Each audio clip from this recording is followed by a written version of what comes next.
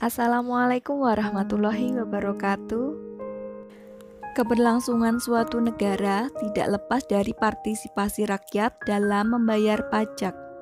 Terkait partisipasi tersebut, pemerintah memfasilitasinya dengan menyediakan sistem pemungutan pajak yang mudah dan efisien. Tujuan pemungutan pajak hanya dapat dicapai jika azas pemungutan pajak terpenuhi. Berikut azas pemungutan pajak. Yang pertama, azas keadilan.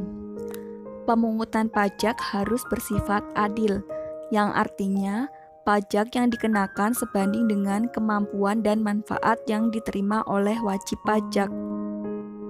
Yang kedua, azas kepastian, yang artinya pelaksanaan pemungutan pajak harus berdasarkan undang-undang, yaitu harus ada kejelasan, ketegasan, dan jaminan hukum.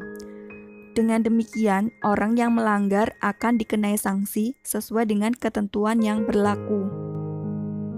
Yang ketiga, azas kelayakan. Pemerintah perlu memperhatikan layak atau tidaknya seseorang dikenai pajak, dan pungutan hendaknya dilakukan pada waktu yang tidak memberatkan wajib pajak. Yang keempat, azas ekonomi. Biaya pemungutan dan pemenuhan kewajiban pajak bagi wajib pajak harus proporsional. Biaya pungutan pajak harus lebih rendah daripada beban pajak yang harus dibayarkan. Selanjutnya, sistem pemungutan pajak.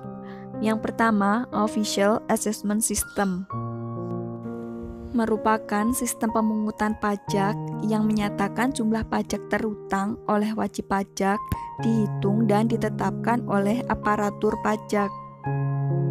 Jadi, pada sistem ini, wajib pajak bersifat pasif.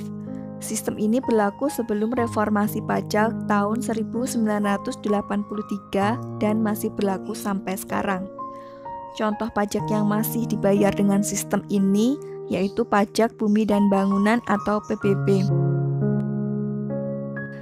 Yang kedua, Self-Assessment System merupakan sistem pemungutan pajak yang memungkinkan wajib pajak menghitung besarnya pajak terutang yang kemudian diserahkan kepada aparatur negara. Pada sistem ini, wajib pajak harus aktif dalam menghitung, menyetor, dan melaporkan hasilnya kepada kantor pelayanan pajak. Sementara itu, aparatur pajak bertugas memberikan penerangan dan pengawasan tentang pajak.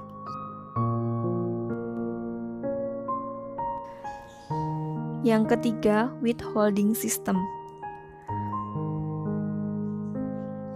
merupakan sistem pemungutan pajak yang menyatakan jumlah pajak terhutang dihitung oleh pihak ketiga, yaitu selain wajib pajak dan aparatur pajak.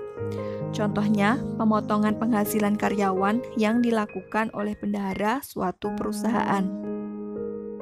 Selanjutnya, cara pembayaran pajak di Indonesia. Bisa kalian perhatikan tata cara pembayaran pajak sebagai berikut. Yang pertama, mendaftarkan diri sebagai wajib pajak melalui kantor pelayanan pajak atau melalui online. Setelah itu, akan mendapatkan NPWP atau nomor pokok wajib pajak. Setelah memperoleh NPWP, wajib pajak menghitung sendiri jumlah pajak yang harus dibayar dan dilaporkan dengan SPT ke kantor pelayanan pajak. SPT di sini adalah surat pemberitahuan, yaitu surat yang digunakan oleh wajib pajak untuk melaporkan penghitungan atau pembayaran pajak. Setelah itu, wajib pajak mengisi surat setoran pajak atau SSP ke kantor pelayanan pajak atau bank yang ditunjuk oleh Direktorat Jenderal Pajak atau kantor pos. Setelah proses pembayaran, wajib pajak akan mendapatkan arsip surat setoran pajak atau SSP yang berguna sebagai bukti bahwa wajib pajak telah membayar pajak.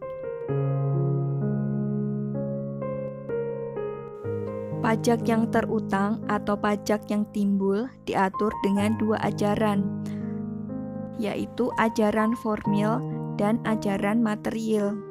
Ajaran formil Utang pajak timbul karena dikeluarkannya surat ketetapan pajak oleh Fiskus. Ajaran formil cocok diterapkan pada sistem pajak Official Assessment System.